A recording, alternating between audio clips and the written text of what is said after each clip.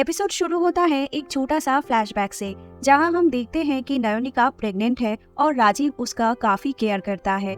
Scene वापस present में आता है, जहां उनके बच्चे स्कूल चले जाते हैं और नयनिका अपनी ऑफिस। वहां एकेसी के मीटिंग में मालिनी कहती है कि उनको और क्लाइंट्स की जरूरत है ताकि कंपनी का प्रॉफिट्स हो। इसके बाद चौबे मालिनी को ये कहता है कि आहूजा, जो कि एकेसी का पार्टनर है, वो काफी दिनों से ऑफिस नहीं आया है, जिस पर मालिनी आहूजा को इस पर ध्यान देने से मना करती है। उधर दूसरी तरफ पुलिस स्कूल से एक लड़के को अरेस्ट करके ले जा रहा होता है। तभी वो अनन्या को, मतलब नयनिका की बेटी को देखता है और वो लड़का, जिसका नाम रजत है, वो अनन्या से कहता है कि प्लीज अपनी माँ को कॉल करके बोलो कि आई नीड हेल्प। नयनिका के पास अनन्या का फोन आता है और वो न्यूज अनन्या उसकी माँ को देती है। इसके बाद सना पता करके नयनिका को बताती है कि रजत को मर्डर के इल्जाम में अरेस्ट कर लिया गया है। तब नयनिका और सना पुलिस स्टेशन पहुंचता है, जहां हमें ये पता चलता है कि वहां की एक पुलिस वाला सना का आशिक था और वो उसे रजत के पास ले जाता है। पूछने पर रजत बताता है कि एक्चुअली प्रिंसिपल ने उन लोगों का फोन जमा कर लिया था, जिसे वो और तरुण, उसका दोस्त, मिलके लेने गया था। मगर बाय एक्सीडेंट वहाँ स्कूल गार्ड का मर्डर के इल्जाम में पुलिस रजत को ही अरेस्ट कर लेते हैं।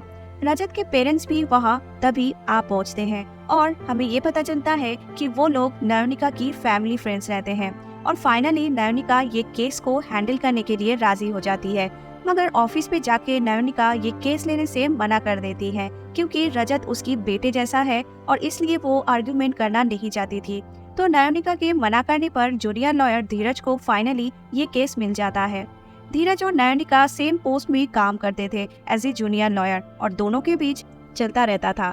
कोर्ट में ऑपोजिशन लॉयर रजत को पुलिस ऑब्जर्वेशन में रखने का जिक्र करता है, जिस पर धीरज ये कहता है कि वो अभी मर्डरर साबित नहीं हुआ है और हम बेवजह उसे पुलिस ऑब्जर्वेशन में नहीं रख सकते हैं।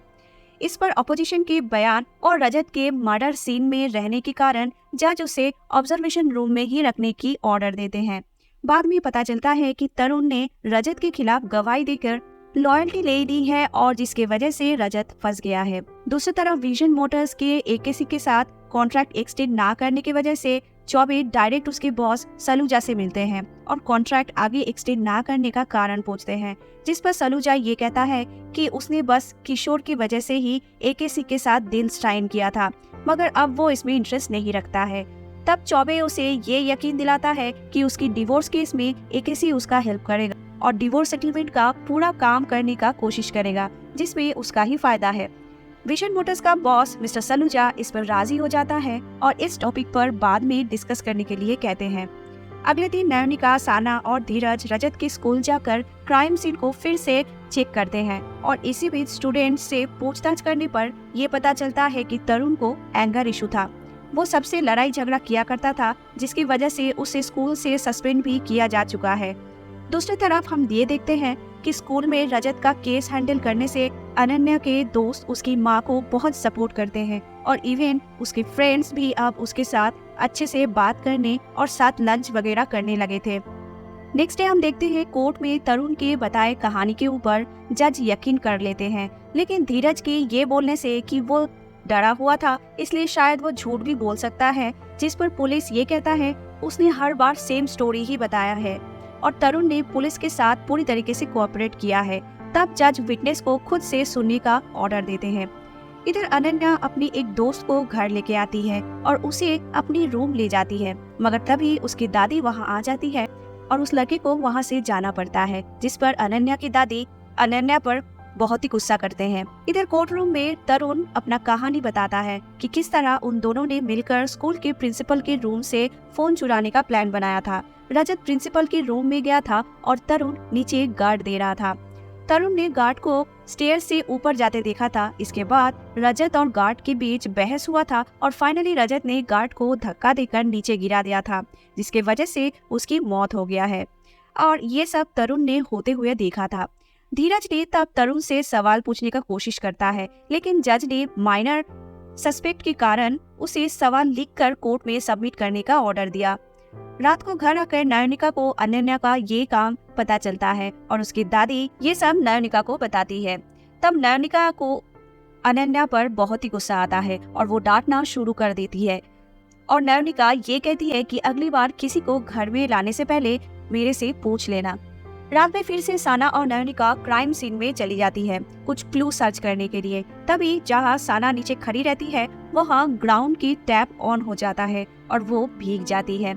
अगले दिन हियरिंग से पहले नयनिका म्युनिसिपल कमिश्नर शरद यादव से मिलती है, जो उसे इस केस में हट जाने के लिए कहते हैं। नयनिका के ना बोलने पर वो कमिश्नर राजीव के वीडियोस लीक करने का धमकी देते हैं।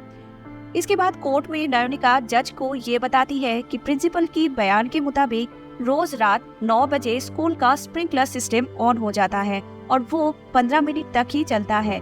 अगर तरुण नीचे ग्राउंड में खड़े होकर ये सब देख रहा था तो उसे भीग जाना चाहिए था, लेकिन पुलिस के बयान में इसकी कोई भी बातें जिक्र नहीं था। तो ये भी हो सकता है कि तरुण ने ही गार्ड को धक्का दिया हो जिसके वजह से उसका मौत हो गया है।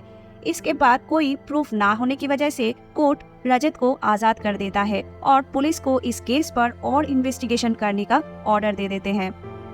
नेक्स्ट हम लोग साना और वो पुलिस इंस्पेक्टर के बीच कुछ रोमांटिक सीन देखते हैं, जिसके बाद सीन शिफ्ट कर जाता है जेल में, जहां राजीव और नयनिका बात कर रहे होते हैं।